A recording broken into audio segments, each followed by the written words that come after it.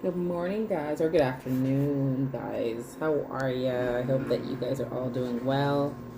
Whew, it's a Saturday. I'm done so many things around the house, organized the pantry, dishes as always, and now I'm just getting ready to make some potato salad. Start some potato salad for tomorrow's dinner.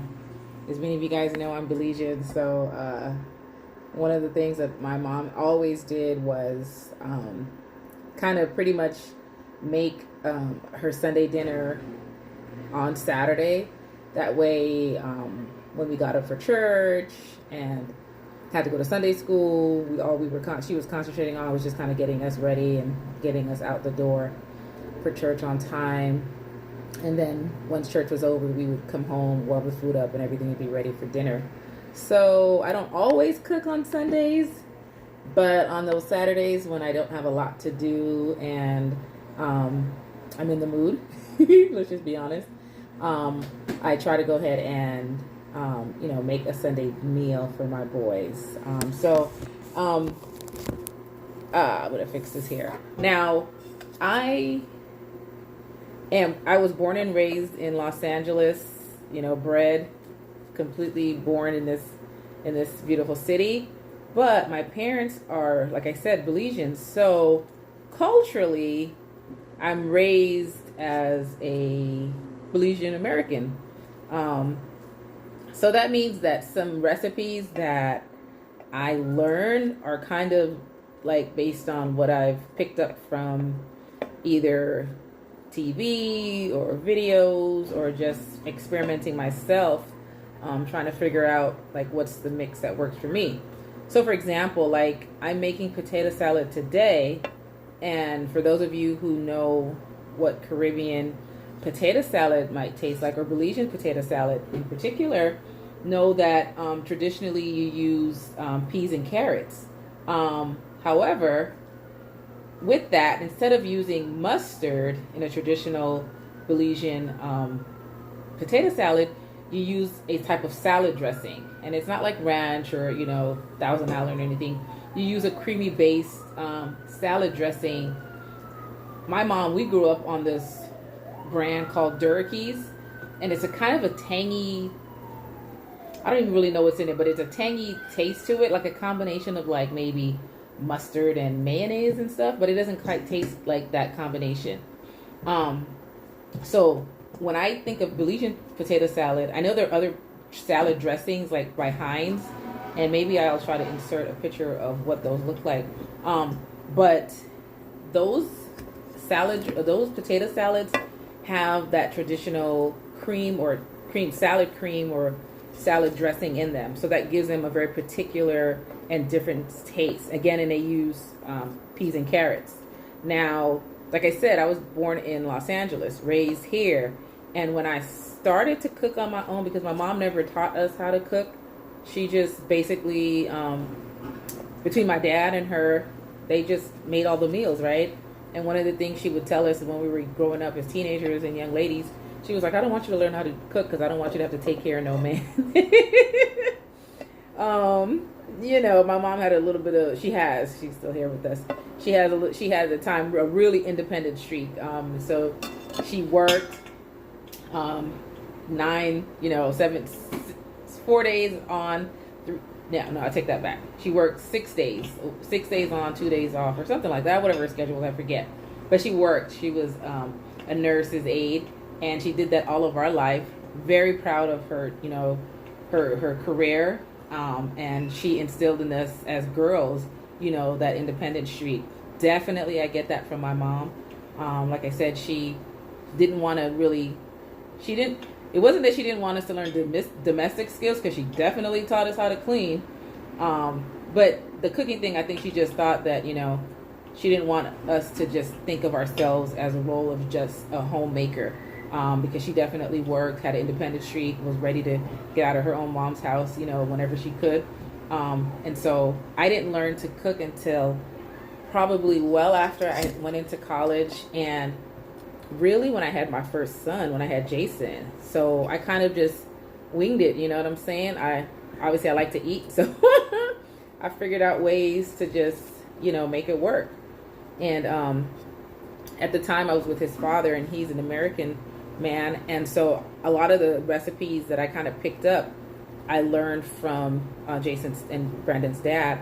And one of the things that I learned how to make, which I thought was pretty good, was potato salad. But the potato salad that he made, obviously, he was born and raised in Atlanta, Georgia. So he's from the South. So when he was trying to teach me, we used ingredients that he was familiar with. And so I learned how to make potato salad with mayo, mustard, and relish. Of course, seasonings and eggs and all that good stuff. So I kind of perfected my version of a potato salad, what I guess I would call like an American potato salad, or Southern style potato salad. I know it might not be completely authentic. Again, culturally, my parents are Belizean, so a lot of this stuff is kind of like hit and miss, try it, taste it, see how I like it. It's how I cook for my family. So if so what I use is it's just the four of us, me, my oldest son Jason, my middle son Brandon, and my youngest Justin. So I'm not gonna make a huge amount of salad. I boiled 4 potatoes, 3 eggs, because I like mine with a good amount of eggs in there. And right now I'm just, as you can see, I'm just peeling the skin off. And I boil them enough so that they, the knife or the fork could pierce it and kind of go all the way through. But you don't want it to be too mushy, right? That's going to make for a mashed potato salad. And I've learned that the hard way, trust me. Like I said, cooking for me is kind of like trial and error. My boys, obviously, they love my cooking. Whatever I make, they kind of say, "Oh, Mom, that's great." And other people enjoy my cooking, right? But again, I'm not a chef, or I'm not a trained professional. I just try to do stuff that I like and use things that I have seen, either, like I said, my mom made, or caught up, figured out off of watching TV shows or the internet.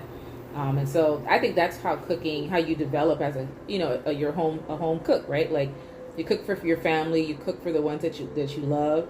And I think the biggest ingredient in cooking for folks that you care about is love, right?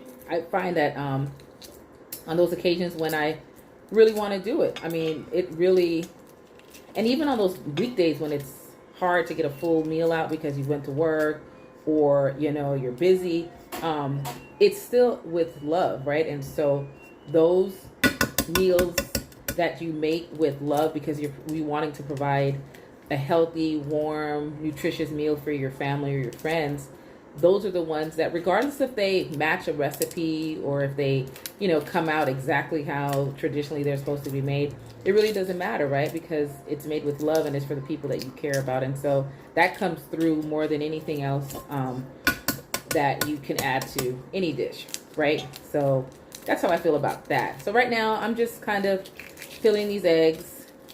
I generally will kind of rinse them off just to make sure I don't have any, stray little shells on there. I'm gonna go do that real quick. And what I'm gonna do, I should have brought a little plate. I wasn't that prepared. I'm gonna probably cut 2 of these up and add that to the mix. I know, don't come for me, folks. I know I shouldn't be cutting this stuff in my hand, because I'm cutting the eggs and the potatoes in my hand. But once you've cooked enough and you've done it a few times, you kind of know like the pressure to put. I wouldn't advise this to anybody who's just starting off. Use your cutting board, cut it on the counter, do it the right way, because you don't want to get hurt, especially if you're using, really sharp knives or blades or things like, not blade, but a really sharp knife. You don't want to injure yourself. In fact, my oldest son, Jason, who also likes to cook, which, I'm thrilled about. I remember he was making dinner for us one day and kind of slit his finger, and we ended up having to go to the emergency room. So yeah, you really want to be careful when you're working with knives and stuff. I think I'm going to go ahead and switch angles and come onto the counter. Give me a second. I'll be right back. Let me switch my camera. So, okay. Yeah, that's a little better. You're not going to be able to see everything, but I just cut up the eggs and the potato. And like I said, this is for tomorrow. I just put all my dish rags and stuff in the wash, so of course I didn't go get new ones to replace it. So it's for tomorrow. So I'm gonna just go ahead and add, mix everything up tonight, and then I like presentation, so I'm gonna mix it up in this bowl. And even though it's just for me and my boys, I'm probably going to transfer it to something just a little prettier. So that way, when we're eating dinner, we have, we have something that's, we have a whole meal. So speaking of dinner, I have on the stove some beans. I already softened these beans. So that's what we like I said, I'm American born, but culturally raised by Belizean parents, right? Who were born in Belize. So a lot of the things like my mom, like I was talking about, what we would do on a Saturday night for dinner would be kind of prepping your items for your meal the next day.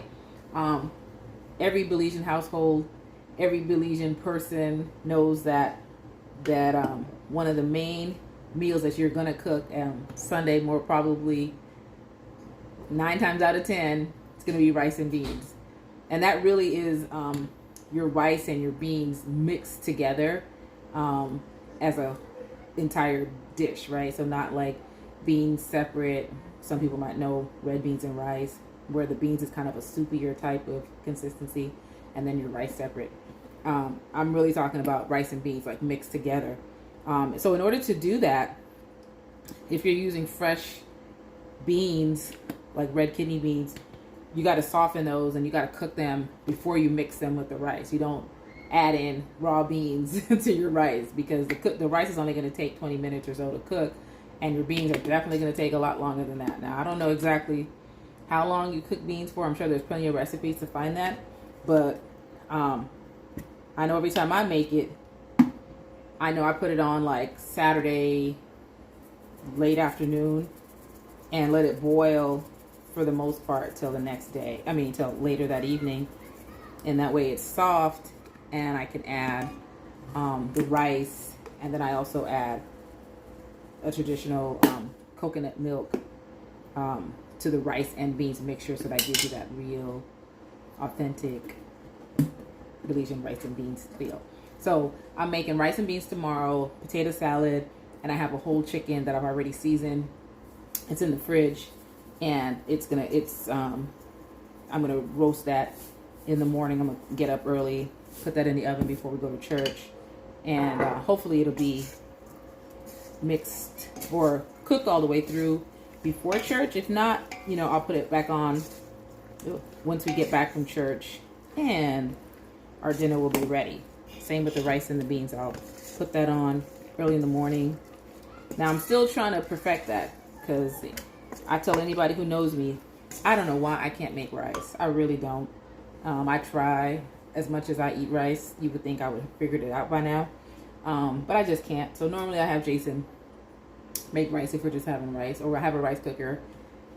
Sometimes, like maybe 60 or 70% of the time, I can get it right with the rice cooker. But yeah, I'm on this journey trying to figure out how to really perfect my rice and bean recipe. So we'll see. The last time I made it, I had my sister. I think I made it for Easter, and I had my parents, my sister, and everybody over. And luckily, it came out great. I was getting pretty good compliments. So let's keep our fingers crossed and hope that it's the same thing this time. So other than that, I guess, just so by way of like introduction, I know I started off with just like a whole talk about who I am, but I am a mom of I'll taste this. I'm a mom, single mom, 3 boys, 3 wonderful boys. I have, I was going to say it. I have 3 siblings, a twin sister and a little sister, and a brother who recently passed away. It's that's just a whole different conversation for a different day.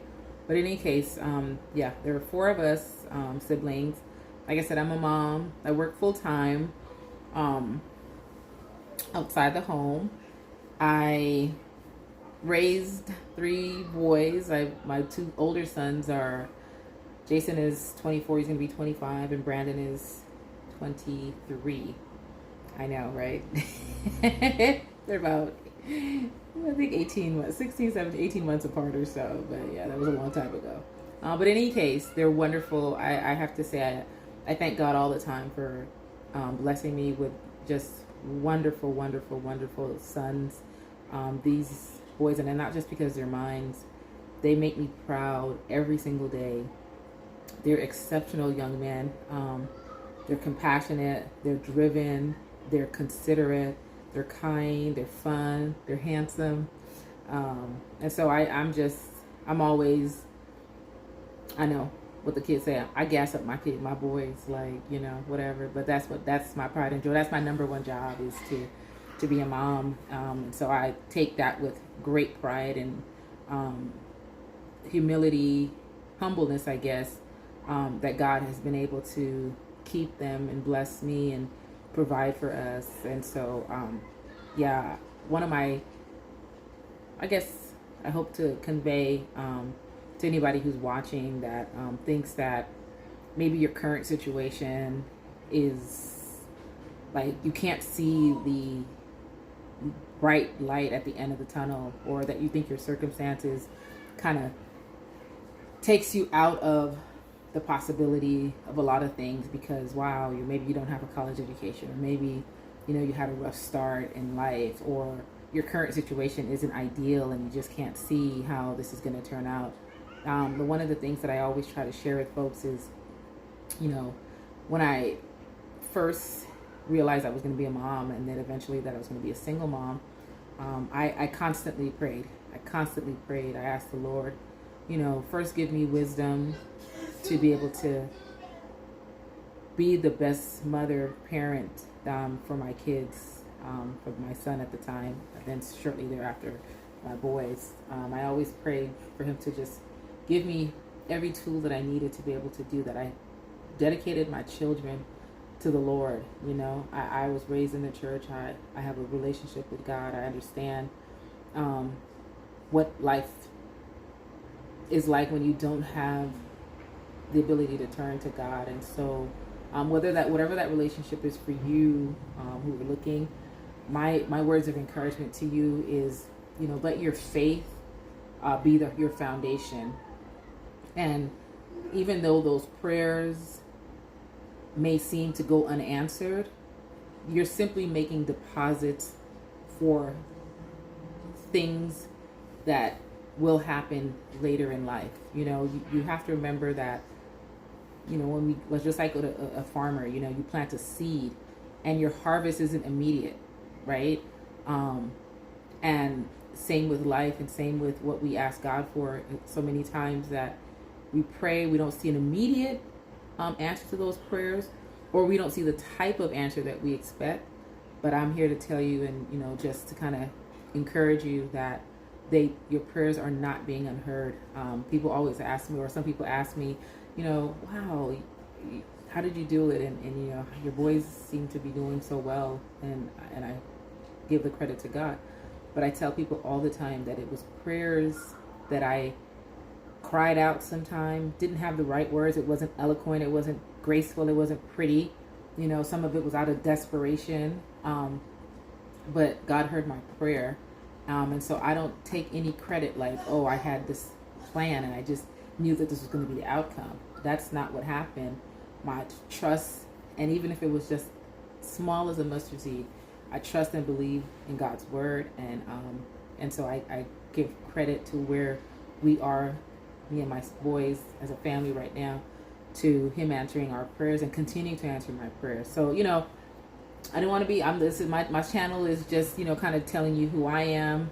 Some people may agree and not agree, but it's just like I said. It's to help encourage anyone out there who may feel like my current situation seems bleak. I don't know how to get there. I don't know. I know what I want, but it just doesn't seem like things are opening or falling in place. I just want you to be encouraged and to know that your prayers are being heard, and that your current situation will not be your forever situation, right? Don't let the current circumstances that are around you be the thing that makes you make permanent decision, right? All of these circumstances are temporary. We live in a world right now that there's a lot going on, but those circumstances are temporary, and your faith doesn't need to be the biggest. You don't have to have the most amount of faith. You just have to have a little bit of faith, trust God, believe in Him, and turn it over to Him. And anyway, that's just kind of like my little, I hope that helps somebody, and I hope that you can take my life, my little humble life, as an example. But in any case, so I'm gonna get back to these potato salad here. See, so that's how mine looks right now. I'm probably gonna put a little bit more mayonnaise in it because I like it to be just, once you put it in the fridge and let it sit, it's probably gonna get a little drier. So I like to keep it just a tad bit on the what do you say, the juicier side. I don't know if that sounds juicy because that sounds gross, but more on the moist side, right? So that by the time you put it in the fridge and it soaks up, the potatoes start to absorb like all of the ingredients. It won't be too dry and won't be unattractive. Now, I said I was going to make it look pretty, but the problem is I have a small kitchen. That's my laundry room over there.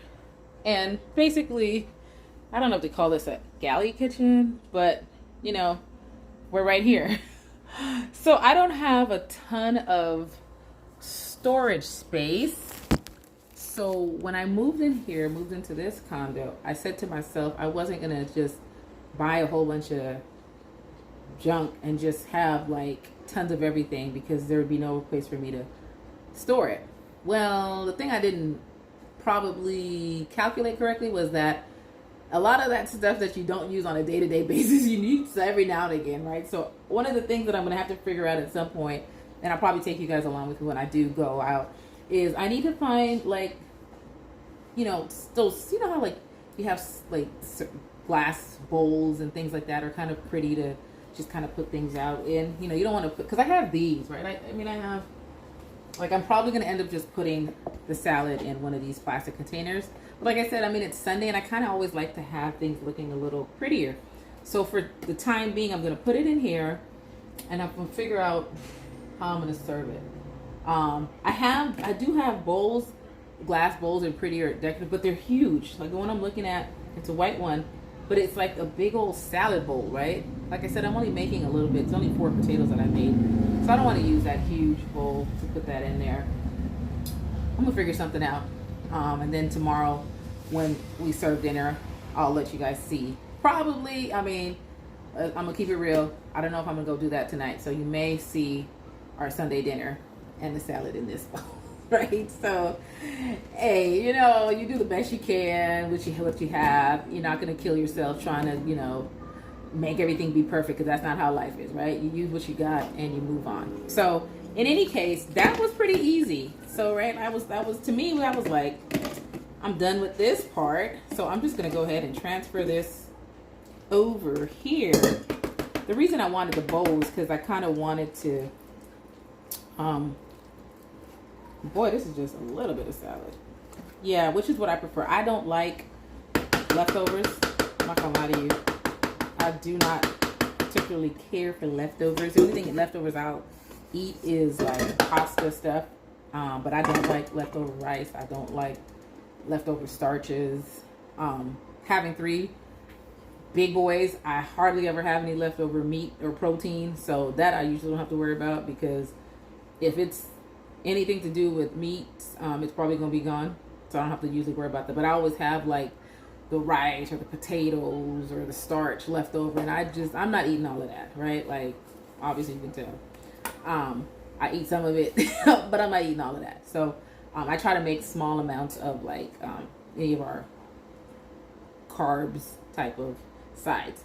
But in any case, what I was going to say was I wanted to make the potato salad in the decorative bowl because I kind of wanted to shave the egg on top. So I think what I'm going to do, and I know the inside of it, it's probably going to get a little dark. My little sister Natalie hates boiled eggs with the dark yolk. Well, she's crazy because when we were little, we used to go out for breakfast sometimes, and her and my twin sister would always every time we went out for breakfast, they would ask for a boiled egg, and the entire table we would have to wait for our meal until they got a boiled egg, because they would make such a big fuss about eating a boiled egg with a dark yolk. Because most of the times the people would be like, oh yeah, well we have the boiled egg, but it's for our salad, so they just bring out whatever they have in the fridge, warm it up, and give it to them. If they opened it up and it was brown or that greenish color around it, they wouldn't eat it. They would make them boil a brand new egg. So I'm not that particular. I will eat the egg that's a little not perfectly yellow and put it on top. And if it's too dark, we're just gonna put some paprika and cover that. So tomorrow we'll see the rest of that. And like I said, I have my beans already on the stove. I'm not gonna put the rice in there until tomorrow. But the other thing I'm gonna try to do today, and I'm gonna try to record that once I get all my ingredients, is I got all this leftover bread, right? And just like what I said, I don't like a lot of leftovers. So please, I try not to waste it. So I'm trying to figure out what to do with it. Now, I don't know if I can I want to make a bread pudding. I don't think I can make it with this 7 grain because it's going to have all those little grains in there. But I got this cinnamon raisin swirl bread, which I really, really like, but I'm the only one that likes it. So I kind of got tired of eating it, and the boys didn't like it or didn't want it. And I got some hot dog bread, right? Like, I had a whole 2-pack, but we ate off of one, and then now this one is sitting here. So I'm going to try to make a small little bread pudding. Again, this is one of those things. There's a Belizean type of bread pudding, and then there's an American type of bread pudding. We're going to make a combination of whatever we have and see what it turns out to. Like, because one of my mottos is completion over perfection. I would much rather see a completed product than a perfect product, because sometimes perfection will prevent you to even getting to the completion part, right? And life isn't perfect. So I'm going to try that. And if I get all the ingredients, I'm going to show you. There's going to be a video about my little bread pudding try. But that's it for now. I know I was talking about, a little bit about me. Like I said, I'm a mom, single mom, work outside the home. I have 3 boys. I have 2 sisters. I got nieces. I got a grandnephew. My parents are still alive. You'll probably meet all of those folks at some point during this journey together. If you like this video, I'm very new to this, but if you like this video, hit the like button. Don't forget to subscribe, turn on your notifications so that you get notified of when the next videos drop. And I'm excited to meet each and every one, each one of you virtually through this process. I absolutely adore YouTube. I think my family members, they make fun of me because I'm like, oh, my YouTube friends, right? Like when I'm watching other people's videos. So there are tons of people that I absolutely love watching. And at some point, once I figured all of this stuff, I'll probably link their pages, just because I think they're like really down to earth folks, and that's kind of who I am. I'm just a down to earth kind of girl, and I just thought this would be a fun little journey just to kind of document, my life and what I do. It's my content is going to probably be mostly about, lifestyle videos, cooking, cleaning, motivation type things. So if you like that, like I said, don't forget to like this video, subscribe. I'm trying to get to that mark of what I think it's 1,000 or 2,000 views, or whatever the case, whatever that number is that I need to get to. I'm really trying to get to that. So tell your friends, share my page, and hopefully we'll see each other soon. and that you have a wonderful, wonderful rest of the day, and you take care of yourself. Be kind to yourself. Thank you guys. Love you all.